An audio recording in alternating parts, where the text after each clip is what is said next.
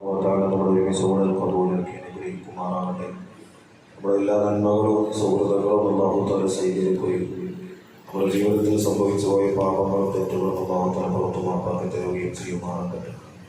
പ്രിയമുള്ള സഹോദരങ്ങളെ, സത്യവിശ്വാസികളെ, പരിശുദ്ധമായ ദീനിലെ ഏറ്റവും വളരെ മർമ്മപ്രധാനമായ ഇസ്ലാമിൻ്റെ പഞ്ചസ്തംഭങ്ങളിൽ വളരെ പ്രധാനപ്പെട്ട ഒന്നാണ് സക്കാത്ത്.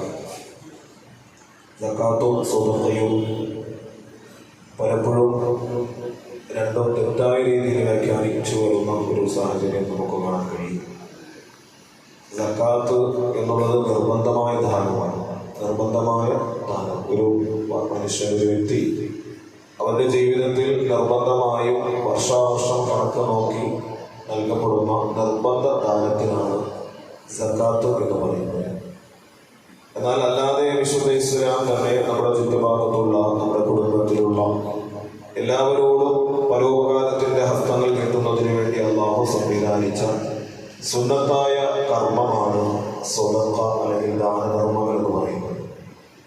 ഈ ദാനധർമ്മം തന്നെ 3 രീതിയിലാണ്. അതിലൊന്നാമത് സ്വതക്ക എന്ന് പേരിട്ട് വിളിക്കും. ഒന്നാമത്തെ ദാനധർമ്മത്തിൻ്റെ ഒന്നാമത്തെ വിഭാഗം സ്വതക്കയാണ്. സ്വതക്ക എന്ന് പറഞ്ഞാൽ സാധാരണ ദാനം എന്ന് പറഞ്ഞാൽ എന്താ നമ്മൾ ഉദ്ദേശിക്കുന്നത്? നമ്മുടെ സ്വന്തം അധികാരത്തിലുള്ള ഒരു വസ്തുവിനെ, ഒരു കാര്യത്തിന് അല്ലെങ്കിൽ ഒരു സാധനത്തിനെ മറ്റൊരാൾക്ക് സൗജന്യമായി നൽകുന്നതിനാണ് ദാനം എന്ന് പറയുന്നത്. അപ്പോൾ നമുക്ക് അധികാരപ്പെടാത്ത ഒരു കാര്യം അല്ലെങ്കിൽ മറ്റൊരാളുടെ അധീനതയിലുള്ള മറ്റൊരാൾക്ക് അവകാശപ്പെട്ട ഒരു സാധനമോ ഒരു വസ്തുവോ നമുക്ക് മറ്റൊരാൾക്ക് ദാനമായി നൽകാൻ പറ്റില്ല. അത് ഏത് കാര്യവും അങ്ങനെ തന്നെയാണ്. നമ്മുടെ നമുക്കതിൻ്റെ മിൽക്കിയത്തുണ്ടാകണം, ഉടമ നാം ആയിരിക്കണം.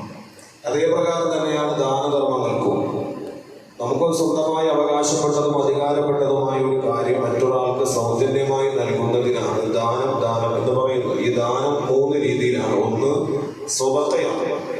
സ്വതക്ക എന്ന് പറഞ്ഞാൽ അവശത അനുഭവിക്കുക അല്ലെങ്കിൽ ഏറ്റവും ദയനീയമായ ജീവിത സാഹചര്യങ്ങളിലൊക്കെ ജീവിക്കുന്നവർക്കോ അല്ലെങ്കിൽ അതുപോലെ തന്നെ ഇത്തരത്തിലുള്ള സാഹചര്യങ്ങൾ ജീവിക്കുന്നവർക്കും അല്ലാഹു സുബ്ഹാനഹു വ തആലയുടെ പാരത്രികമായ നന്മ പ്രതീക്ഷിച്ചുകൊണ്ട്, പ്രതിഫലം പ്രതീക്ഷിച്ചുകൊണ്ട് ഒരു കാര്യത്തിന് അല്ലെങ്കിൽ ഒരു വസ്തുവിനെ മറ്റൊരാൾക്ക് നൽകുന്നതിനാണ് സ്വതക്ക എന്ന് പറയുന്നത്.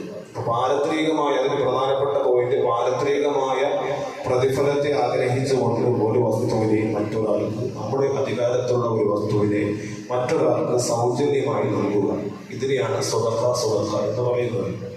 ഇനി രണ്ടാമത്തെ വിഭാഗം ഹദിയ എന്ന് പറയും. ഹദിയ എന്ന് പറഞ്ഞാൽ ഒരു വ്യക്തിയെ പരിഗണിച്ചുകൊണ്ട്, ഇന്ന ആള് അല്ലെങ്കിൽ നമ്മുടെ കുടുംബത്തിൽ ഇന്ന വ്യക്തി, അയാൾക്ക് എന്തെങ്കിലും നമ്മുടെ വീട്ടിലെ എന്തെങ്കിലും കറി വെച്ചു, മാംസം കറി വെച്ചു, ഇറച്ചി കറി വെച്ചു.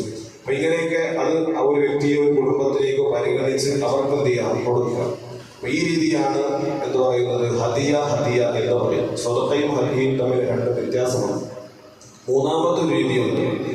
അവശത അനുഭവിക്കാത്തവരും അതുപോലെ തന്നെ അല്ലെങ്കിൽ മറ്റേതെങ്കിലുമൊക്കെ സാമ്പത്തികമായി ചിലപ്പോൾ ഉയർന്ന ലെവലിലോ അല്ലെങ്കിൽ അതേപ്രകാരം പ്രയാസങ്ങൾ അനുഭവിക്കാത്ത തരത്തിലൊക്കെ ജീവിക്കുന്ന ഒരാൾക്ക് പാരത്രികമായ നന്മയോ മറ്റോ ഒന്നും തന്നെ ലക്ഷ്യമാക്കാതെ കൊടുക്കുന്ന മൂന്നാമത്തെ ഒരു വിഭാഗം ദാനം കൂടിയുണ്ട്. ഉദാഹരണത്തിന് ഇപ്പൊ സർക്കാർ പറയുന്നത്, നിങ്ങളുടെ കൂട്ടത്തിൽ നിന്നും സമ്പന്നന്മാരായ വയനാട് പ്രദേശത്ത് ചൂരൽമലയിലൊക്കെ പ്രളയമുണ്ടായി, ഇതൊക്കെ ഉണ്ടായപ്പോഴേ നിങ്ങളുടെ വസ്തുക്കളിൽ നിന്നും സന്മനസ്സുള്ളവർക്ക് ചെയ്യാം ഒരു 5 സെന്റ് വസ്തു സർക്കാരിന് കൊടുത്തിട്ട് അത് സർക്കാർ അവർക്ക് കൊടുക്കാൻ വേണ്ടി സങ്കല്പിക്കും. അപ്പൊ ഇങ്ങനെ പാരത്രികമായ നേട്ടങ്ങളൊന്നും പ്രതീക്ഷിക്കാതെ ഒരു വെറുതെ നമ്മൾ ഒരാൾക്കോ ഒരു വ്യക്തിക്കോ ഒരു കുടുംബത്തിനോ എന്തെങ്കിലും നമ്മുടെ അധികാരത്തിൽപ്പെട്ട ഒരു വസ്തുവിനെ എന്ത് ചെയ്യാൻ കൊടുക്കുക. ഇത് മൂന്നാമത്തെ രീതിയാണ്. ഇത് 3 അല്ലാഹുവിന്റെ അടുക്കൽ നമുക്ക് പ്രതിഫലം കിട്ടും.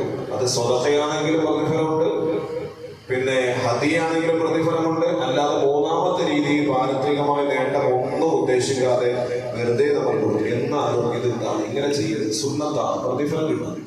എന്നാൽ ഏറ്റവും ശ്രേഷ്ഠമായ ഈ 3 രീതിയിലും ഏറ്റവും ശ്രേഷ്ഠമായ ദാനധർമ്മം എന്ന് പറയുന്നത് സ്വതക്കയാണ്. സ്വതക്ക എന്ന് പറഞ്ഞാൽ എന്താ?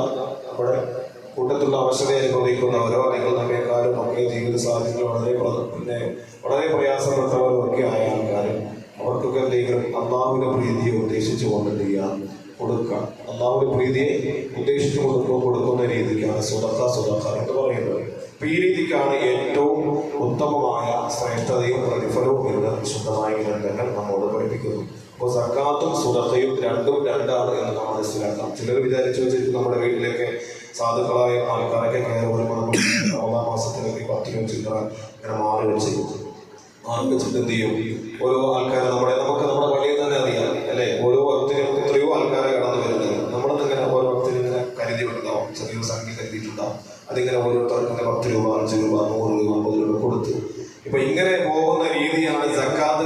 ഇതിന്റെ സക്കാത്ത് വീഡിയോയിൽ അൽഹംദുലില്ലാഹ് എന്ന് പറഞ്ഞ് നെരുപടി കൊള്ളാനും ആത്മനിർവൃത്തി കൊള്ളാനും അല്ല. അത് നിങ്ങൾ കൊടുക്കുന്ന എന്താണ്? സ്വതക്കയാണ്. അത് സ്വതക്കയാണ്.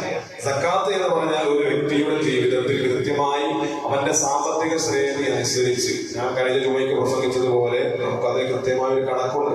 ആ കണക്ക് നോക്കി കൃത്യമായ വർഷത്തിൽ അതിന്റെ ഇത്ര ഓഹരി അത് സാധുക്കൾക്ക് അവകാശപ്പെട്ടതാണെന്ന് തിരിച്ചറിഞ്ഞ് കണക്ക് നോക്കി കൊടുക്കുന്ന നിർബന്ധ ദാനത്തിനാണ് പറയുന്നത് സക്കാത്ത് എന്ന് പറയുന്നത്. അത് സക്കാത്തും സ്വതക്കയും രണ്ടും രണ്ടാണ് എന്ന് നാം എന്ത് ചെയ്യാം? മനസ്സിലാക്കിയിരിക്കുക. അള്ളാഹു തആല കൂടുതൽ പഠിക്കാൻ സൗഭാഗ്യം നൽകി അനുഗ്രഹിക്കുമാറാകട്ടെ. അൽഹംദുലില്ലാഹി റബ്ബിൽ ആലമീൻ.